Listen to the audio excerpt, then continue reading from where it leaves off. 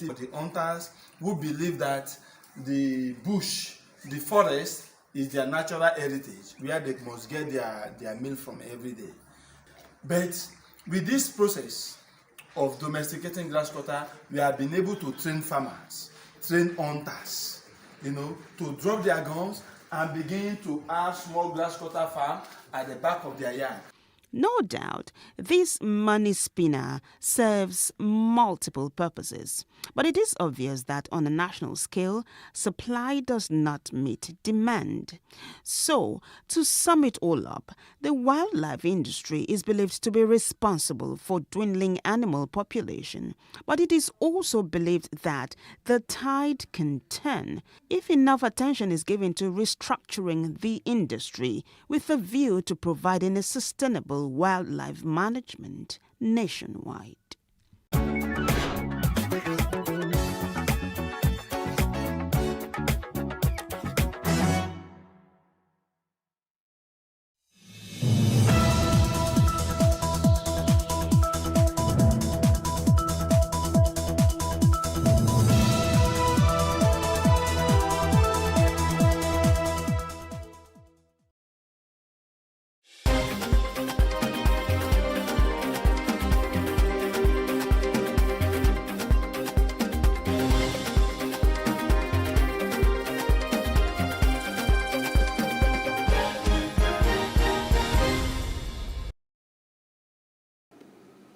And thanks for joining us on Plus News Update. I'm Loretta Chiogo. An emergency meeting between northern governors and traditional leaders across the 19 northern states has held in Kaduna State. At least 9 governors are in attendance, with representatives of others who are absent.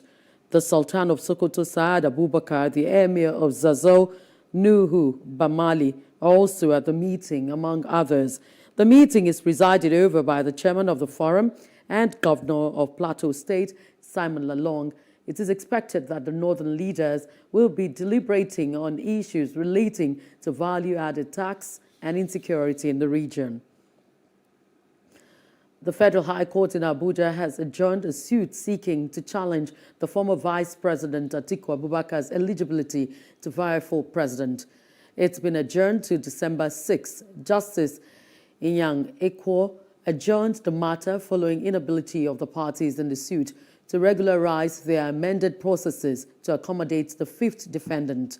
The group and incorporated trustees of Egalitarian Mission for Africa, EMA, is challenging Atiku's eligibility to contest for presidency on the grounds that he is not a Nigerian citizen by birth. However, when the matter was mentioned, counsel to EMA, Raphael Oyewole, said though the matter was slated for hearing, he regretted that he had to file a motion for an extension of time. That's because he was yet to serve some of the parties in the suit.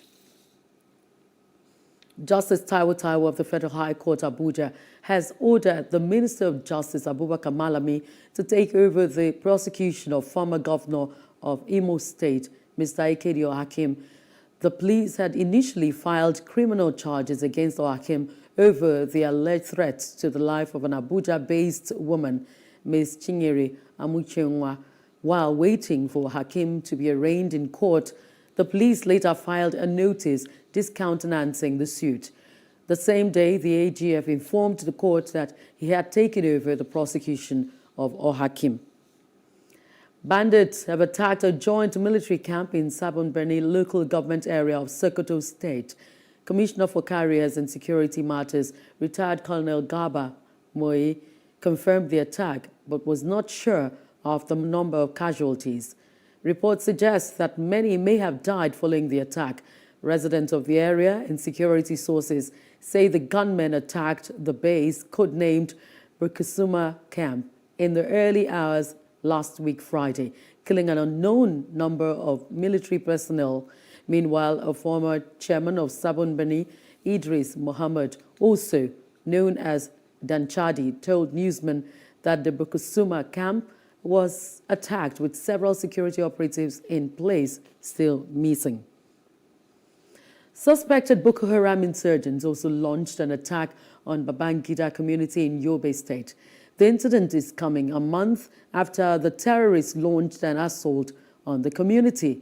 Although authorities are yet to confirm the latest attack on the headquarters of Tamua local government area, a resident of the community, Audu Ali, said there was a heavy gun battle between the military and the suspected Boko Haram members. Babangida, located 50 kilometers away from Damaturu, the state capital, was last attacked on August 25, 2021. The military had recovered a Toyota Hilux from the attackers after the assault.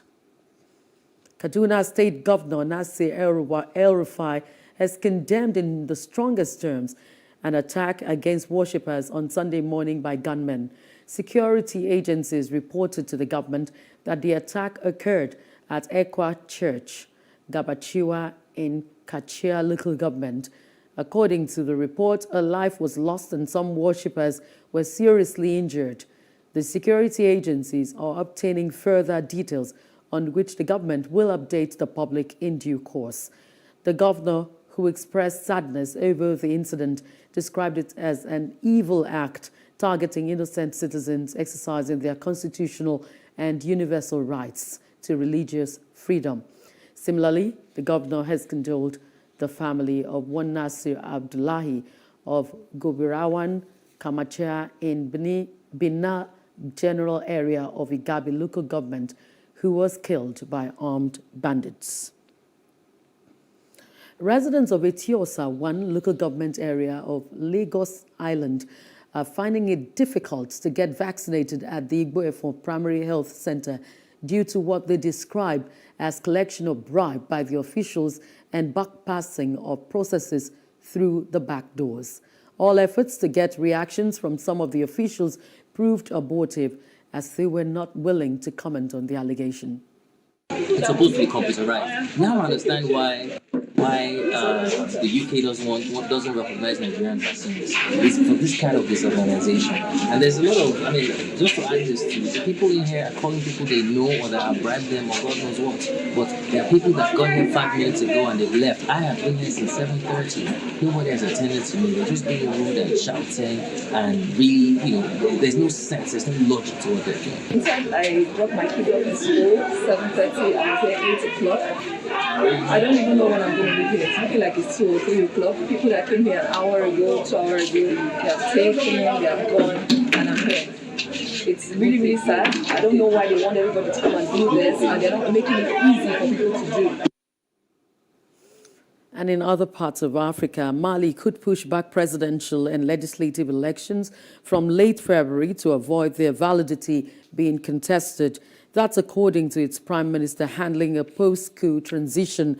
Mali's progress back to democracy following the August 2020 overthrow of President Ibrahim Boubacar Keïta is being closely monitored, especially in a region that has experienced 4 coups in 13 months, 2 of them in Mali. Under pressure from ECOWAS, Mali's new military leaders agreed to an 18-month transition that would culminate to presidential and legislative elections on February 27, 2022. Last month, the bloc said it would impose sanctions, including asset freezes, on anyone holding up preparations for Mali's elections. And outside Africa, the Chancellor candidate for Germany's Social Democrats SPD, Olaf Scholz, is confident that his narrow victory in the federal election is a very loud statement by voters that it was time for the party of outgoing Chancellor Angela Merkel to leave and go into opposition after 16 years in power. Applauded at his party's headquarters in Berlin and presented with a bunch of red and white flowers, Scholz said he would seek to form a coalition with the Greens and Free Democrats. 3 election winners, and all of them together have brought about what we've been striving for a long time. Namely, a strong social democratic party that gets the mandate to lead the government. In Berlin, in Schwerin, in Mecklenburg-Western Pomerania, and also here in the Federal Republic of Germany. The voters have very clearly spoken. They said who should form the next government. They strengthened three parties, the Social Democrats, the Greens and the FDP. And therefore that is the clear mandate that the citizens of this country have given.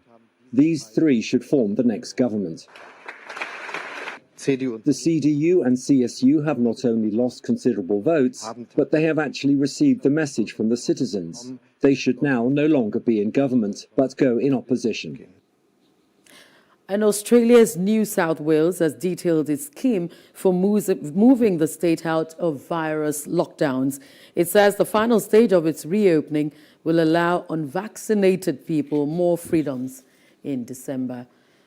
And now to China, where Chinese Vice Premier Han Zheng has held the second high-level environment and climate dialogue with Executive Vice President of the European Commission, Franz Timmermans, via video link.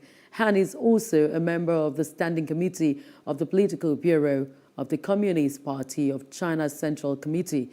He said President Xi Jinping declared that China would make great efforts to support other developing countries in making energy development geared towards green and low carbon.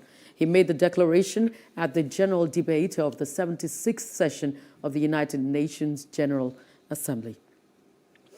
In business news, Hong Kong's financial market remains stable and operates smoothly. The national security law has restored peace to the global financial hub and will continue to thrive thanks to unique advantages under one country, two systems, and that's according to an official report. The report listed a series of indicators pointing to Hong Kong's financial strengths and resilience. In the 12-month period ending June 2021, funds raised through initial public offerings increased by more than 50% year-on-year, and the turnover of the stock market was up by nearly 70%. Monday's report attributed Hong Kong's stable financial performance in part to a peaceful environment restored by the implementation of the national security law. Now to sports. Nigeria's senior national women basketball team, D Tigers, have emerged champions of the 2021 FIBA Women's Afro-Basket Championship by defeating Mali 70-59 in Yaoundé. D Tigers' victory in the Cameroonian capital city makes it the third consecutive one for them, having won the championship in 2017 and 2019 editions.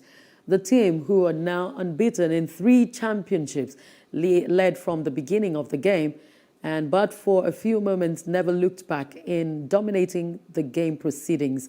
They won the first quarter 20-11, but lost the second one 9-13, even though they still led the game with 7 points into the long break. The Tigers returned from the break to win the third quarter 28-14 to extend their lead to 21 points.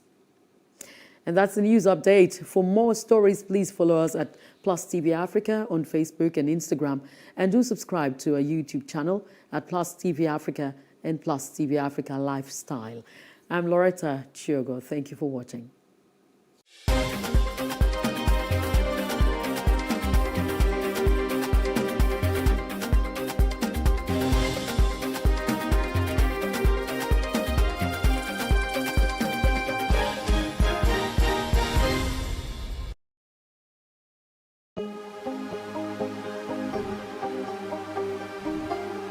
It for upcoming artists to blow in Nigeria.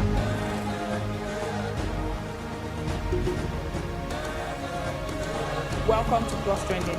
I am Booking November, your host, saying thank you for joining us on today's episode. Welcome back. It's tea time on Plus TV Africa. Practice makes perfect. I'm not perfect yet, but I'm a lot better than I used to be. He's a king. He's entitled to marry 100 if he wants to.